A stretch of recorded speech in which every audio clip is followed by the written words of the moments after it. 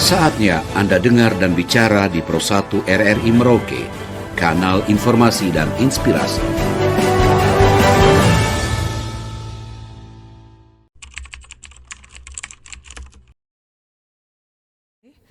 Untuk kepesertaan di Kabupaten Merauke sendiri, kalau dilihat dari sisi keaktifan memang baru 93%. Kalau dari sisi keseluruhan semua penduduk sudah terdaftar seluruhnya yaitu 100,5%.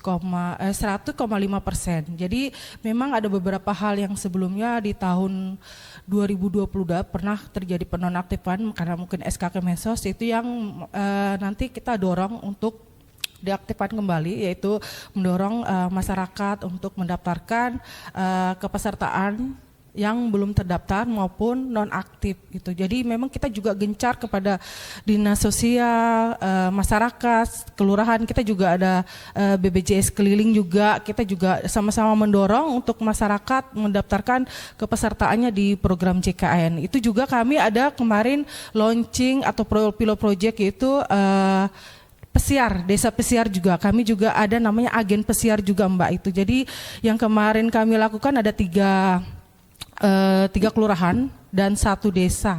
Yang pertama itu Bampel sama Rimba Jaya dan Sidomulyo. Itu ada petugas agen pesiar yang mendorong atau melakukan penyisiran masyarakat-masyarakat yang belum ber-CKN dan masyarakat yang kartunya non-aktif. Itu. Jadi tetap kami melakukan sosialisasi, mendorong masyarakat untuk dia mendaftarkan kepesertaan, karena pada saat mereka sakit mereka baru butuh BPJS Kesehatan, seperti itu.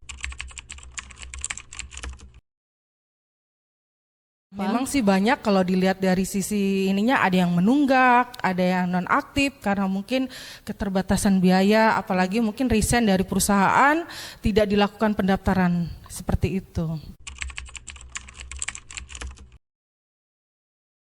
Kalau yang menunggak lebih banyak.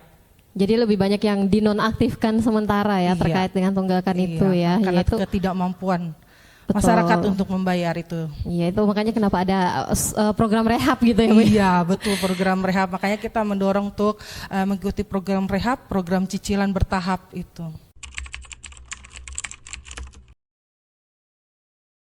Baik, untuk aluran pelayanan SKCK sesuai dengan Perpol nomor 6 tahun 2023, untuk tahap pertama yaitu pendaftaran, di mana permohonan SKCK mengambil nomor pendaftaran. Yang tahap kedua penyerahan berkas.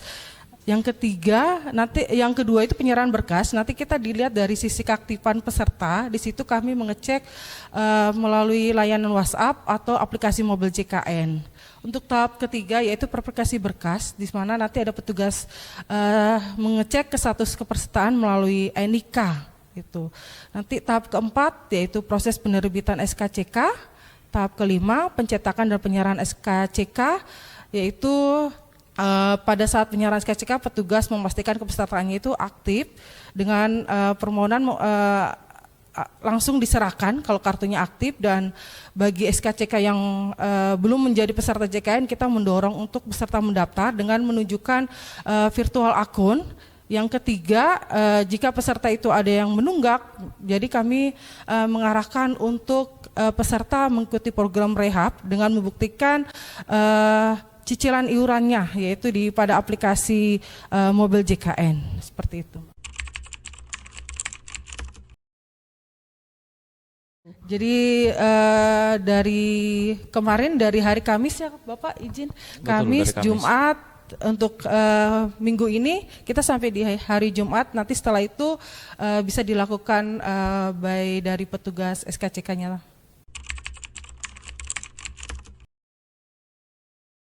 Ya, kami ada memasang satu web aplikasi untuk pengecekan. Jadi di situ nanti pengecekannya by NIK saja. Jadi kita cek di web portalnya, kita ketik NIK, nanti dia muncul statusnya aktif dan tidak aktif. Kalau pesertanya dia ada menunggak, nanti diarahkan untuk ke kantor BPJS Kesehatan untuk mengikuti program rehab.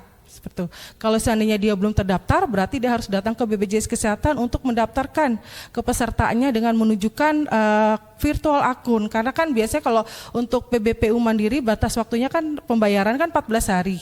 Jadi baru bisa aktif. Jadi nanti dikasih virtual akun, dia bisa menunjukkan nomor VA-nya saja. Seperti itu.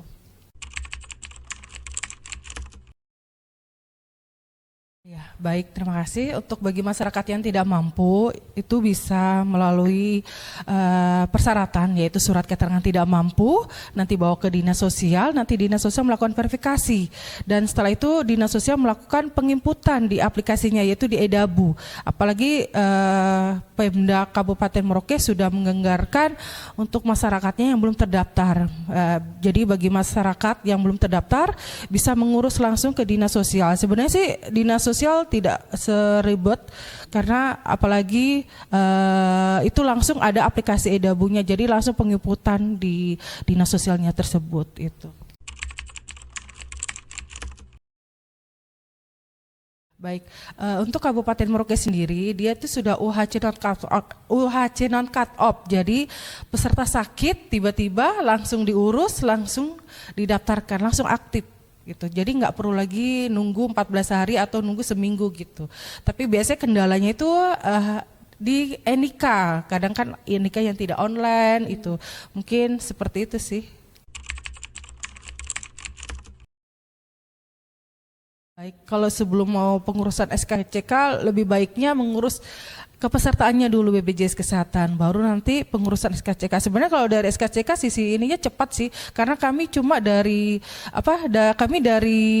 pada saat pengecekan SKCK itu cuma lihat cek kepesertaan aktif dan tidak aktif, itu aja.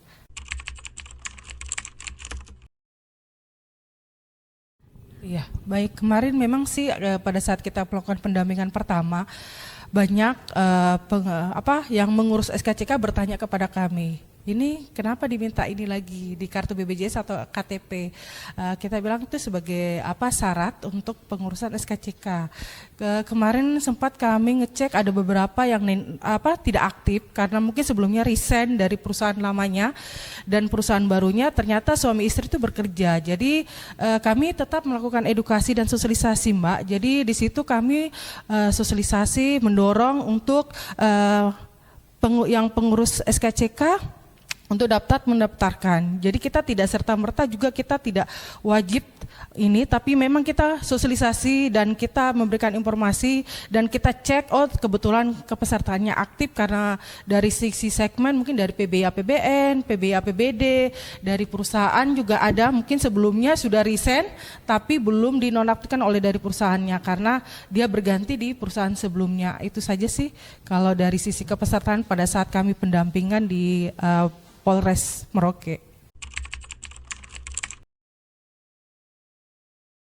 Kalau dari BPJS sih sedia payung sebelum hujan ya. Jadi sedia pada saat kita sakit sudah punya ada kepesertaan JKNKes. Jadi kita tidak ribet lagi, sudah ada kalau mau dibilang jaminan kesehatan lah kita. Jadi tidak takut lagi kita untuk susah untuk mendaftarkan atau biaya yang begitu berat. Itu sih dari saya. Terima kasih.